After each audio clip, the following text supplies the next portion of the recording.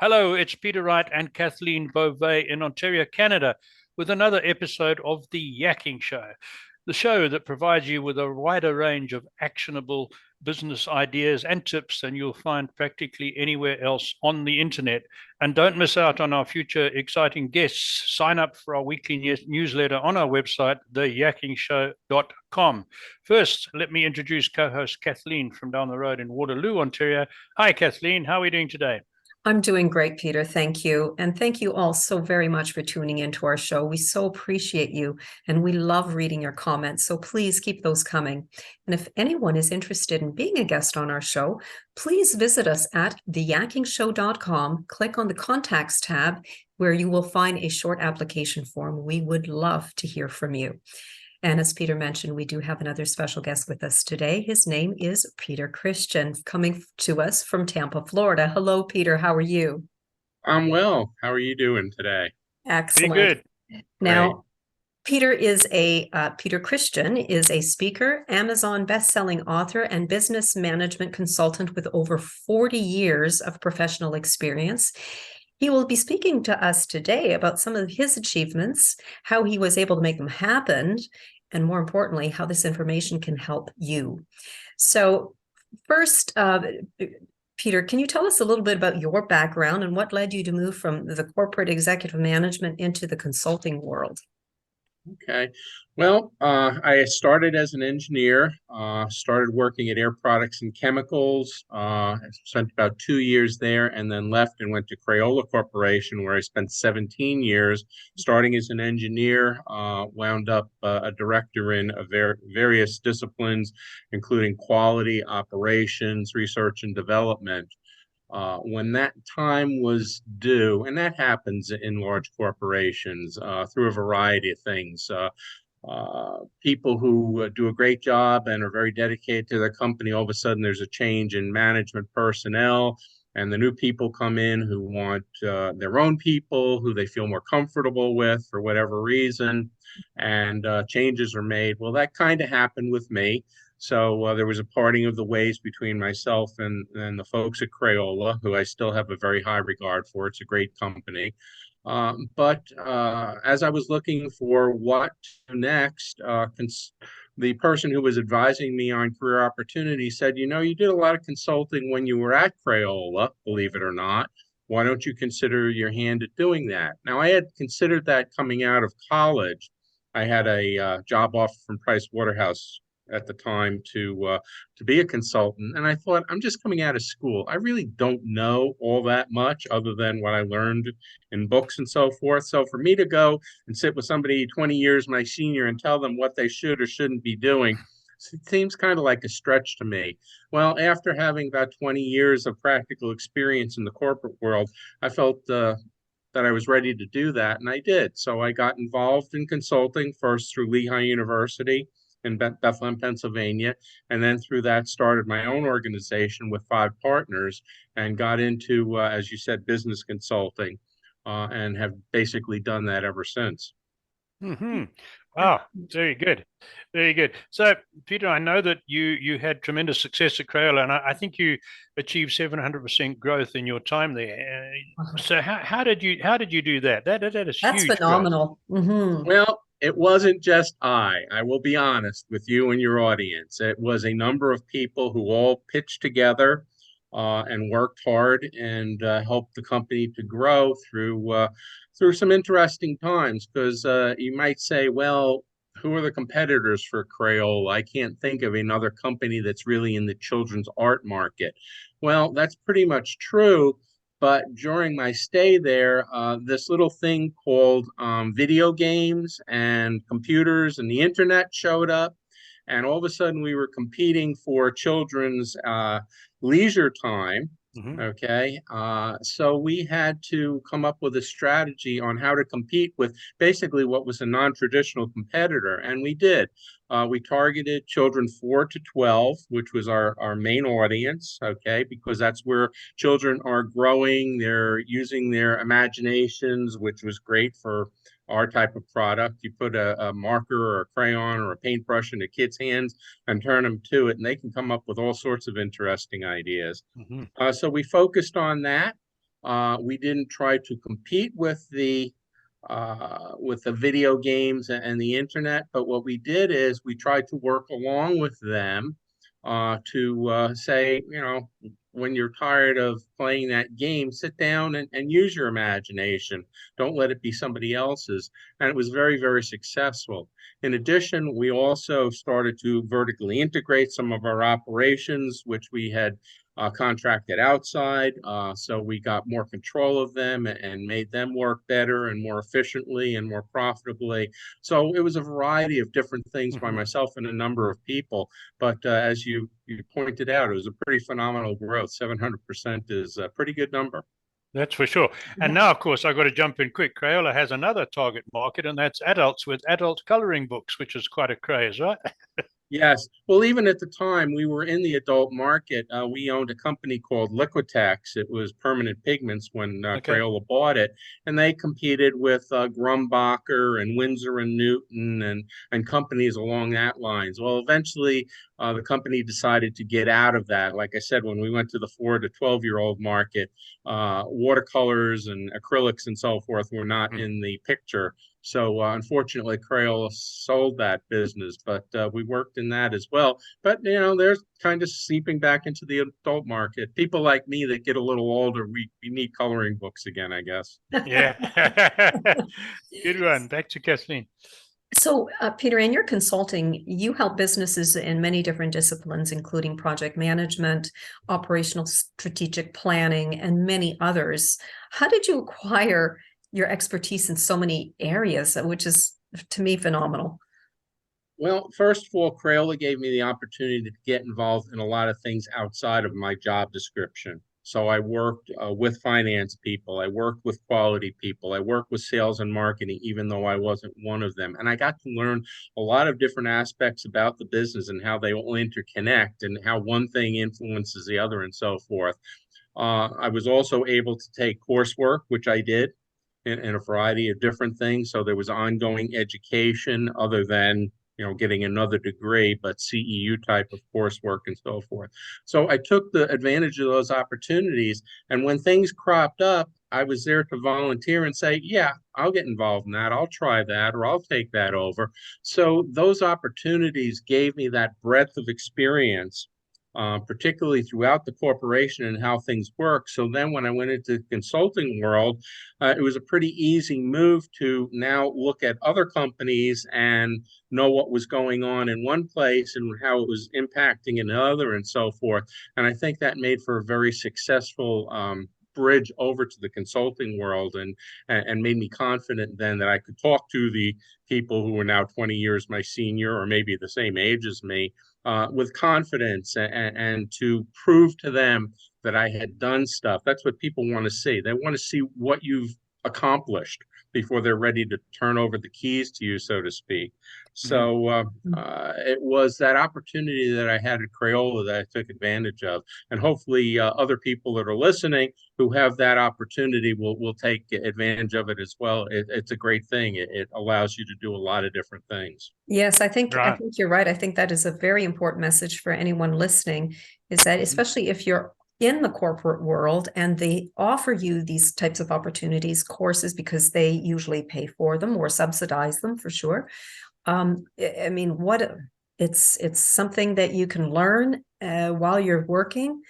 It's really a wonderful opportunity to take advantage of for sure. That's a great message, Peter. Thank you. It helped me both at Crayola. It helped to advance my career. And then when I left Crayola, it certainly opened up a whole new world to me because I had that experience and it opened up a whole bunch of new opportunities.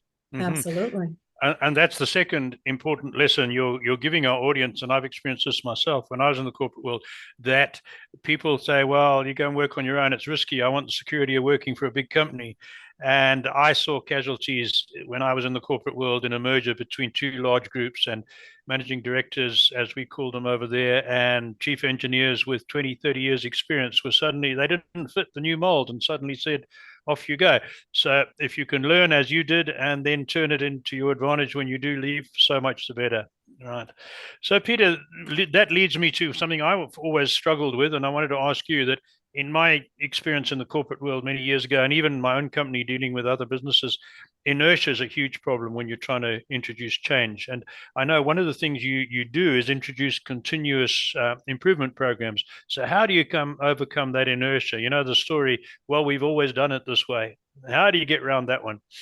Yeah, well, it's not just that, but there's also in a lot of cases you run into, oh, well, we tried that before and Mm-hmm. it didn't work, so why is it going to work this time? Which may be even as more deadly as the inertia of we've always done it this way. Um, I like to relate again my experiences. So again, the folks know that I'm coming from a background where I've had success, and I also talk about some of the failures and how things didn't work, and things that we aren't going to try because we're not trying to just experiment, but we want to get success out of it, and what it means to them. All right. A lot of people say, oh, well, yeah, well, the company certainly wants us to make the change because they want to be more profitable. What's in it for me? That WIFM type Yeah. of thing. So to sit and talk to them about it, and then also to get their viewpoints, find out what they see are the problems, and if they had the opportunity to change, what would they change and why would they change it? Because a lot of times people are told, that's not your job. Just do Mm-hmm. your job. We'll Yep. take care of that stuff. Okay. And there's a ton of good information there. The person who's doing the job knows the most about it. They're the expert. Why don't you listen to them? And even at my days at Crayola, I worked with some of the old timers, so to speak, before Crayola was a big name company. And I heard about what they went through and the history, and it fascinated me. And they just love to talk. People love to talk about their experiences if you give Yep. them the opportunity and listen to them. So I learned that early on, and that's how I approached it with my client companies. In some cases, it didn't work. There are always going to be the doubters, the doubting Thomases, but in a lot of cases it did because people don't want to deal with problems on a day-to-day Mm-hmm. basis. Nobody wakes up in the morning and says, oh, I can't wait to find out what headache I'm going to run into today. They want to go to work. They want to accomplish what they need to accomplish. They don't want to have to deal with problems if they don't have to. So if you can help to remove those things and again, give them more experience, knowledge, and hopefully open up opportunities to them. I think by and large, a lot of people are receptive to that. Again, not everybody is, not everybody will be, but if you can get enough converts, okay, the others will take care of themselves. They'll either jump on board because they see that others are doing well, or they're going to disqualify themselves and they're probably going to leave because they're left out. Mm-hmm. Mm-hmm. Great Yeah. point. Good one. Yeah. Yeah. Very important. So, as I Mhm. mentioned in the introduction, you are an Amazon best-selling author. In fact, you've written two Amazon best-selling books. Can you tell us about those? Sure. The first one is called What About the Vermin Problem? And the genesis of that was as I was working both in the corporate world and also as a consultant, also in the corporate world, I would come across some interesting cases, stories of people and activities and organizations and good decisions and bad decisions. And I would say to my colleagues, you know, that should be in our book. And they go, absolutely, our book. It turned out to be my book. Well, one day it was time to write that book. So I took some of the experiences because I didn't use all of them. I have tons of them, but I took what I thought were the most interesting and I wrote about them. And then I worked with somebody who helped me to organize it better because when you write a book and you've done it for the first time, you really don't know what you're doing, but you write and you got it. And you go, okay, now what do I do with it?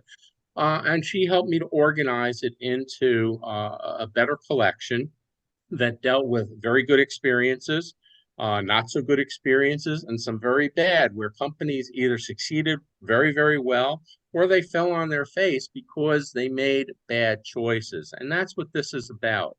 It's just to talk about the choices that we make as people and organizations and what the ramifications are.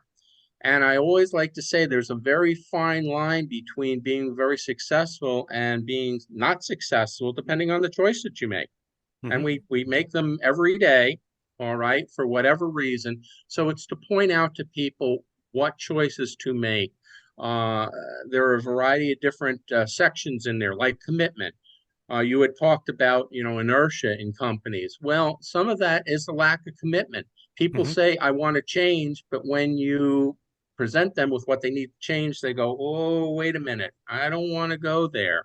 Well, they weren't really committed then, because if they were, if the pain was great enough, they would want to make that Yep. change. Okay. Yeah. And the title of the book, What About the Vermin Problem, comes from one of the stories that I have in there about Ah. communication or lack of communication, where we went through a whole study to develop a development plan for a facility for the company. And at the last minute, as we're presenting our findings, the owner goes, well, what about the vermin problem? Well, in the entire time that we had been doing this study, not one issue came up about vermin, okay, and a problem, which is fairly important, you would think, when you're working with a consultant to tell them what's going on. So we had to deal with that. So communication is another thing that's in there that's very important. The second book, Influences in Influencers, I was challenged to write a second book after doing the first, because I didn't realize that all authors are supposed to write more than one book. So I found that out.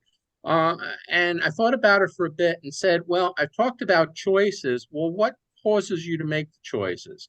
So what I started to think about were the people and the things in my life that influenced me, that kind of made me who I am today, got me thinking the way I think and acting the way I act. And I started to put those experiences down, now in a more structured manner, because I was working with the same person who was now telling me the right way to write a book instead of the first way. And we put that together, and that's what it is. It's a recognition of the things that had an impact on me and probably have an impact on other people too, not through the same instances and people as I did, but through similar experiences and so forth. And to get them to recognize that there are those influences in your life, and they're good and they're not so good. And you have, again, choices to make, but they will form your core of your values and how you look at things and evaluate things and act on things and so forth. And it's a continuing process. It never stops. There are influences on me that change my viewpoint a little bit from what it was before. The world changes, and so do I, and I think that's a good thing. But I still have that mainstay core value that I established a long time ago, and it's also to recognize the people that helped me, and I hope that I did during the time that they did. But if not, this book is an homage to some of those folks. And again, to tell people, there are a lot of people out there who want to help you too. Take that help. You Yeah. don't have to do all of this on your own. In fact, you're foolish if you do, because nobody knows everything. Nobody knows how to do everything. Yeah. So the more help you can get, the better it will be. Great words. The, In Those are the fact, two yeah. books. I think Great advice. for Great the advice. benefit of our listeners, Peter, you'll probably put the links to those books. The links to Sure. those books will be definitely on in the description, and so our Okay. audio listeners can pick that up as well. So, Okay. Peter, I read in a management book many years ago, and it might have been Tom Peters, but I can't remember who. So, forgive me if I haven't got the correct attribution. And the statement was, "Culture trumps strategy every time." Hmm. Is this sort of what you were talking about before, about difficulties of getting change in? Did you find that as a problem? Yes, I think if you don't have a culture, if you don't have a foundation that you're coming from, then how are you going to develop a strategy? Where are Mm-hmm. you going to come from? And where are you going to go to? And how are you going to evaluate the progress that you're making? Again, I started as an engineer, an industrial engineer, and one of the things I always learned was before you make any change to something, you have to standardize it, you have to know about it, okay, and then from there you make the changes, and then you evaluate the changes that you made and whether they're successful or not, and how Well, successful they were. And that's true, with the statement that you had about culture and strategy. How can you develop a strategy when you don't have a foundation to work from and a basis, and knowing where you're at today and where you want to go tomorrow? And what's that going to mean for the culture of yourself and your organization? How are they going to have to modify some of their actions and beliefs and so forth in order to face those new things. When I worked at Crayola, we didn't have personal computers. Personal computers were not a thing. I had the first official personal computer in Crayola history. Because up to then everything was mainframe and you had to run it through the mainframe and wait for days and whatever to get it back and all that stuff. And I had to sign a letter with the finance department that I would not be doing any financial analysis on this personal computer that I was getting, which was a bold-faced lie because that's exactly what I was What you doing. wanted it for. I was told that I had to control the capital of the company. Well, how do you do that? A pencil and a paper was not going to cut millions of dollars worth of spending. So we need a personal computer, and I got one. And then after that, it kind of took off, and not because of me, but the company realized that it was the way to go and the thing to do. But I had the first one, a little known fact. I'm not sure it's in the annals of Crayola history, but it is there. I had the first one. So it's interesting. So, and you have to adapt to that stuff then. Now it was a whole new world. Now you're putting the data in there. Now you're doing the manipulations. Now you got to check to make sure everything is okay instead of giving it to somebody else and getting the feed. So it's that type of stuff that you have to do. It must be a Peter thing because coincidentally, at the very large company I worked at, I was the first manager to get a IBM PC when they first came out, and I couldn't keep the people out of my office because they all wanted to come and see the damn thing. Can you imagine a world without PCs today? I mean, I know. My goodness, people look at you like, huh? Yeah. What? Like you tell them about cards and putting them into the computer, and they're going, "What are you talking about?" Code sheets. Yep. Oh yeah. Yeah, that was the floppy disk era, and I mean that thing had a fraction of the computing power of a mobile phone nowadays. Anyway, so we mentioned strategy. So let's look forward. And what advice could you give our audience of business owners and entrepreneurs in the disrupted post-pandemic period we're heading into with fears of recession and all sorts of turmoil? What element of strategic planning going forward do you think would be the most important for them to consider? Well, one of the things I was influenced by was there was a study done back in the 90s in Lehigh University by a couple of professors and a non-professor about why certain companies were so successful. And they studied it and they labeled it agility. So they didn't invent agility. They discovered what they were doing, those companies, and why they were successful. I think that still rings true today because one of the first premises of agility is the ability to adapt to the changing times. How many companies can you imagine in the last 10, 15, 20 years that didn't adapt? And they're in the saga or the dustbin of history now. Okay. But they were leaders. They were leaders at the time. Sears Roebuck was the largest retailer in the United States. They also started catalog sales. And where's Sears Roebuck today? Okay. Nowhere. Blockbuster Video. Remember going to rent videos at Blockbuster Video?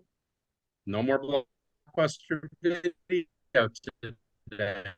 This little Netflix came along and destroyed them. Look, Amazon is great. Box stores are basically going by the wayside. You can click on Amazon and order anything you want and get it the next day or maybe even the same day. I mean, so companies have to adapt to those changes. They have to see what's coming, not after the fact. They need to know what's going on and they need to be reacting to it, just like Crayola did. Like I said, non-traditional competitor in video games and internet and so forth. And we had to adapt and we had to do it pretty quickly because that wave took over and man, it was a wave. And you could get swept away by the wave. So companies need to do that. So it's agility. It's the ability to do that.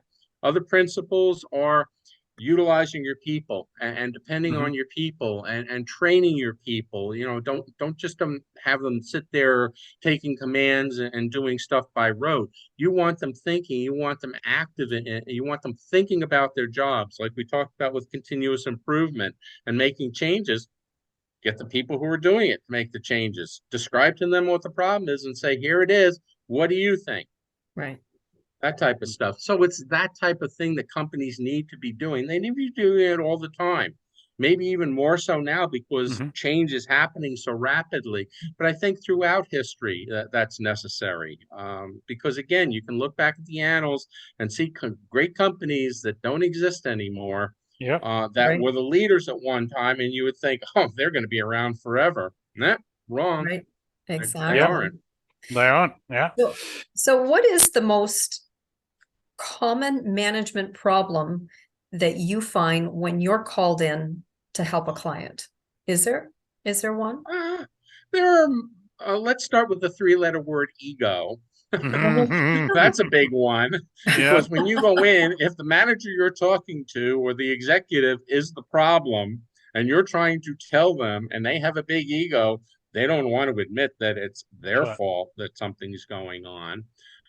So that can certainly be one, particularly where you have privately held businesses, Hmm. because it's their baby. All Yeah. right. They Yeah. created it. They brought it up to the point that it's at. They've made all the decisions, and so forth. And now somebody else is telling them, well, you need to try to do it, or you need to do it this way. And they're going, oh, no, I should know better. And I've had that with a number of clients that I worked with. All right. And some of them went out of business, riding Hmm. that horse down the road that it was their baby and they knew better than everybody else. Again, a willingness to change. Executives are almost as difficult as individuals working for a company to change. We're all creatures of habit. We get comfortable with what we're doing. And even though we know that some things may not be right and wrong, we're used to it. Again, there's that saying, knowing the devil that you know versus the devil that you You don't. don't know. Same thing is true there. Okay. They get afraid. Well, what happens? No, if it happens, then you'll adjust to it. You've got to work it through. Nobody's going to give you the perfect solution. And there's no magic wand. Some people think there's a magic wand, you wave it and all is well. No, it's hard work. It Yeah. Yeah. really is. And I try to get that across to clients. It's a very hard work. And don't look for me to be making the changes. You need to be making the That's changes right. Right. because That's right. I'm here to advise and to help you help, but not to do it for you, because I'm going to walk out the door someday. And if you're not doing it on your own, guess what? It's going to fall apart. So don't look at Pete Christian or somebody like me uh, to make it all better for you. It's up to you to make it better for you. So if you're not bought in, don't even get started.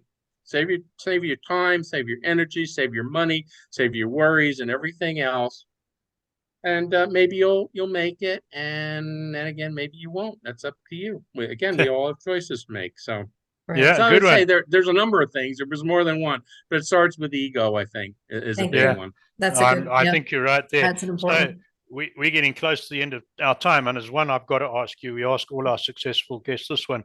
Pete, you've spoken about agility being important for business survival, but if we Mhm. look at the personal level, is there, in your experience, is there one characteristic, value, mindset, habit that successful leaders, and I don't just mean making a lot of money, I mean people who lead well balanced lives, is there a single difference between them and those who remain average, or is it more complicated?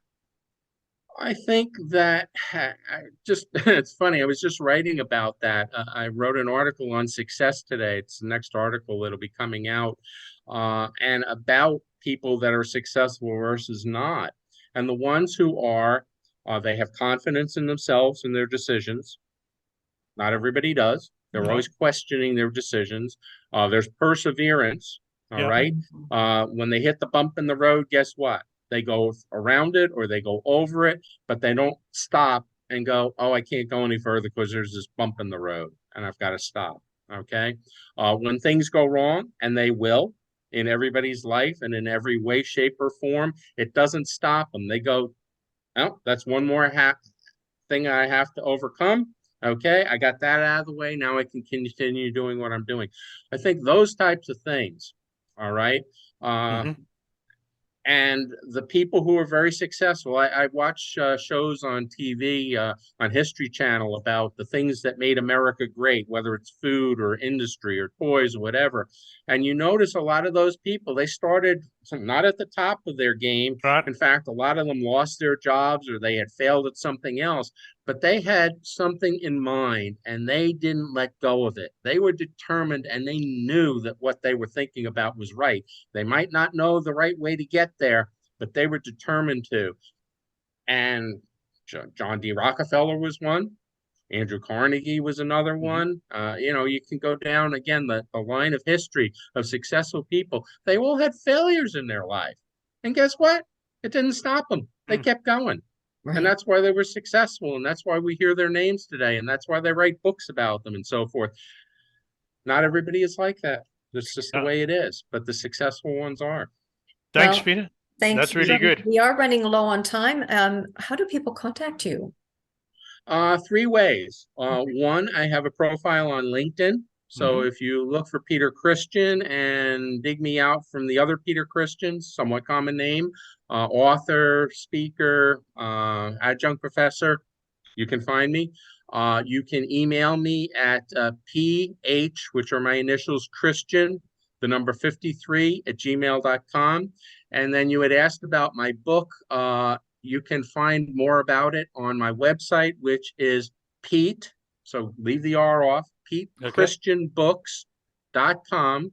All right. And I have a website there, talks all about my books, also has a bunch of articles that I've written, lots of stuff, and you can get in touch with me.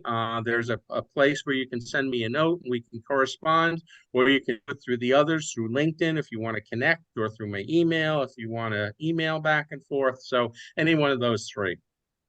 Thanks, Wow. Peter. Thank you so much. What an honor it has been to have you on our show today. Thank you so much Absolutely. for joining us. And thank you. The honor is mine as well. So thank you very much for having me. And once again, we thank you all for tuning into our show. And until next time, take care, everyone. Bye-bye. Bye.